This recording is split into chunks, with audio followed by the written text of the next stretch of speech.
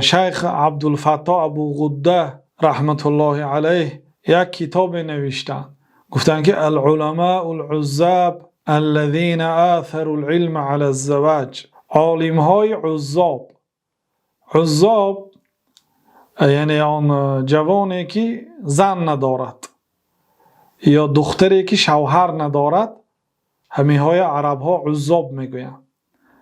مردم ما به زبان ازبکی یگیت میگن.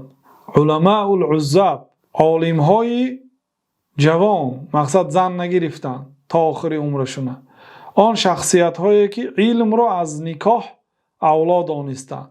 گفته 20 نفر از عالم هایی که در حیاتشان زن نگرفتند تاریخ آنها را گفتند. مشهورترین آنها ابو جعفر طبری را ذکر کردند، صاحب تفسیر، امام المفسرین، لقبشان امام مفسرها، صاحب کتاب تاریخی مشهور اینچنین، و امام نووی و امام زمخشری معتزلی.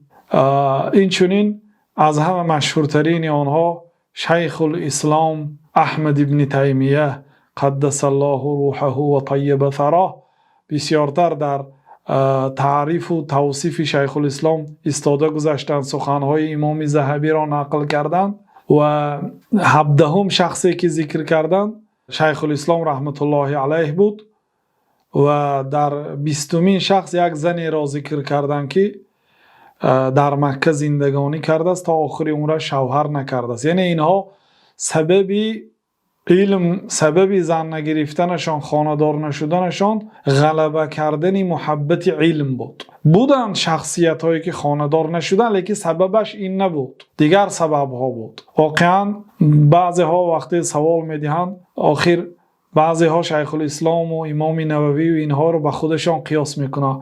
این خیلی زن نگرفتن، یا استاد ما شیخ شنقیطی وقتی که میگوییم چه زن نگرفت بیمار است، همین خیلی سخنهای بیجا میگن، اینا از خودشان قیاس میگیرن. او حضرت مولانا در مثنویش یک حکایه نقل میکند که یک آدم تاجر بوده است، در دکانش یک طوطی دارد. طوطی همراهی خریدارها سخن میکند، طبیعت خریدارها را خرسند میکند. آنها با طوطی آمده چخچق میکردند، نرخهای بارها رو میگفت. روزی یک شیشه که روغن داشت و بالاش کشادگی بود، در بالای یک میز میماند و با کدام کارش مشغول میشد که طوطی آمده بر بالای شیشه میشند که شیشه میافتد و روغن میریزد.